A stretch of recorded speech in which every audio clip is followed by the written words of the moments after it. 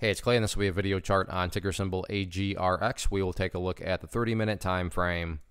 Real quick, what do I mean by 30-minute in case maybe you're new to charts? Instead of each one of these candlesticks here representing 1 day's worth of price action, which is what you would normally see, each one represents 30 minutes. So while this here may look like several days worth of time, it's actually today's price action broken down into 30-minute time slices.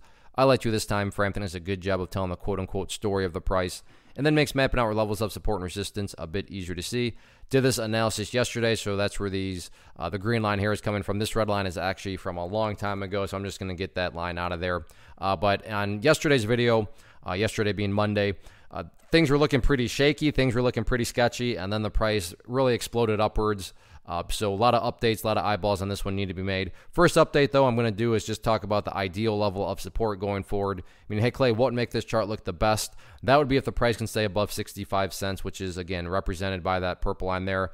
Don't get me wrong, though. I'm not saying that if the price drops below 65 that the entire chart's ruined or anything like that. But if the price can manage to actually stay above that level, that would certainly be a huge sign of power going forward. Taking a step back and looking at things from the bigger picture point of view, that is where the purple line comes into play, the famous 50-period simple moving average. Keyword being moving. As time goes by, that line is going to move itself higher and higher. So a very basic yet highly effective way to judge the health of the move.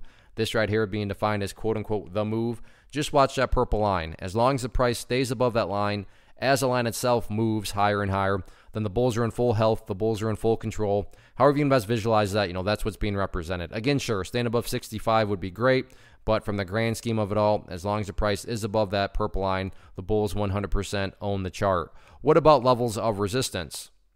In terms of where the sellers are currently hanging out at, first batch seems to be right up here around 90 cents, and if the price can push through 90, then at that point, it's essentially where the party stopped today, and that was up there right around the $1.10 mark. So 90 cents first hurdle, and then $1.10, and one step at a time. Really makes no sense to be talking about doing battle with $1.10 right now until the price can first, stabilize and build a higher base, and then after that, break through 90 cents.